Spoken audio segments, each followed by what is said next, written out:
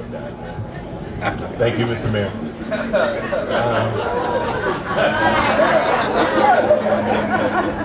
Not that easy. My friend. Hold on. Time out. Let's not get it twisted. He's a friend.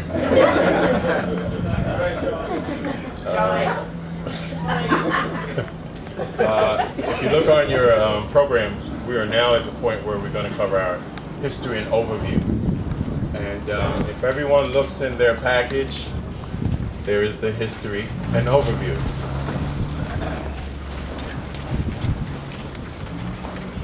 And originally I was going to bore you by reading it. You know, when I'm at these kinds of events and then they read me over something that I have already in my package, I go, why? So I'm not going to bore you and I'm not going to read it. Thank you very much. See, now those are the two guys that told me, don't read that over there. And I'm going to make sure I do not read that over. But as we were talking earlier about the politics of making sure we get this done, we also had to reach out to our congressman, who has been one of our champions of veterans issues. And it would have been a big mistake if we had not invited him. Plus, I'd have to hear him constantly saying, why did you call me? So I made sure I made this call personally. As we did all of the calls of all the people we wanted to make sure was here, he was on our top priority of our list. And so please give a large round of applause for our congressman.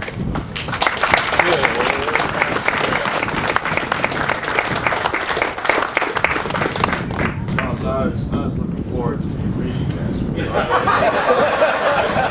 That's why I came here this morning. Thank you, Charles. Mayor, Reverend clergy, it's really great to be here. It's great to be back with real people from Washington.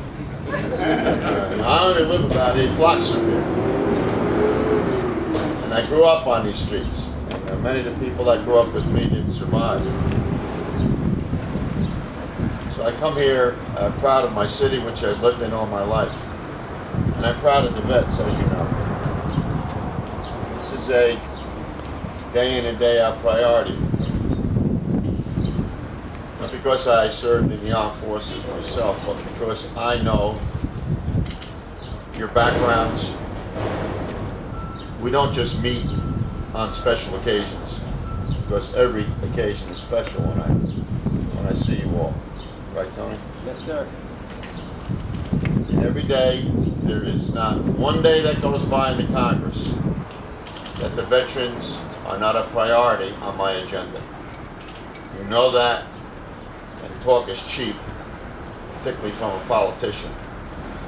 But you know that we've done great things together.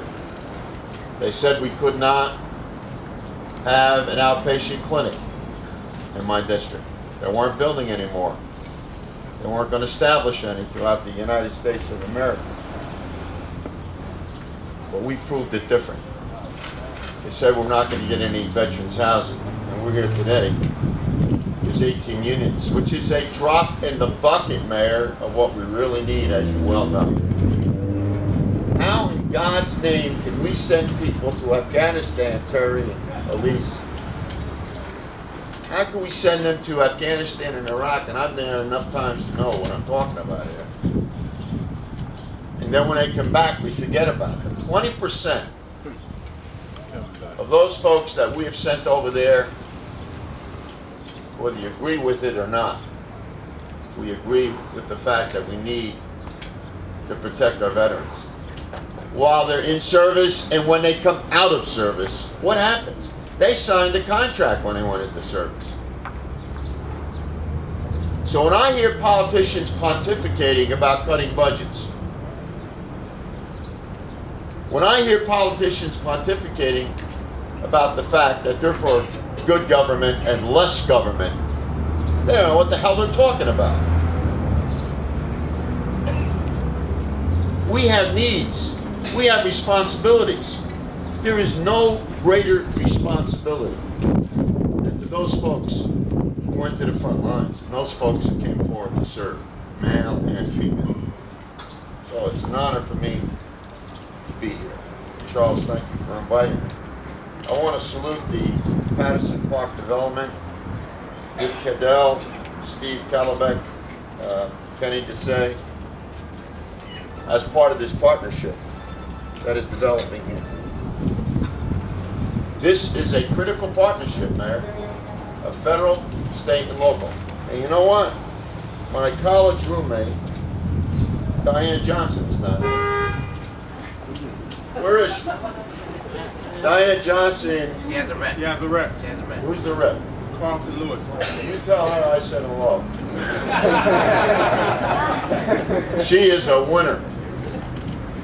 She is a public servant who's given so much. We don't even know what she's done for the folks of this state.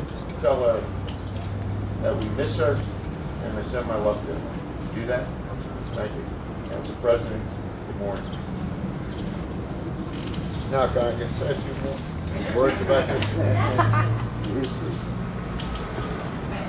I'm proud that everyone that is here, the Jersey Housing Mortgage Finance Agency, City of Paterson, of course, Passaic County, Paterson Park Development, Salvation Army, Department of Veterans Affairs.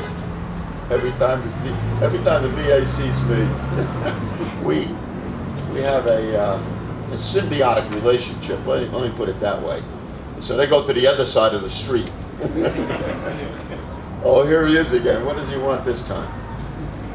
And if I go by without asking him for something, that's not right. That's my job. We're here together on this project. It's going to help people. One of the great tragedies in our country is the number of brave military veterans who end up homeless. I see them at Walter Reed Hospital in Washington. When I go to visit, as I do, and I have to hear their stories and cases, because we're not only talking about veterans, we're talking about their families. Geez, when did we ever think of that? You heard the mayor mention post-stress traumatic disorder and traumatic brain injury, and I'm the chairman of that caucus in the Congress. We send these guys and gals out to the battlefield unprepared many times. And when they come back, we're unprepared to take care of them. That's inexcusable. And if you don't get visceral about that, what the hell are you going to get visceral about? Are you alive? Are we pinch yourself? We can't do this. This is an injustice. An injustice. Go visit Walter Reed. You'll change your whole culture of your mind. And you'll kiss the ground, the very ground, the very soil that makes this the greatest country in the world. We are great because we respond to each other. And when we don't, and when we hide behind our titles, and when we hide behind budget cuts, we're fools. What's more important than taking care of our veterans? Not as a favor to them, because we owe it to them.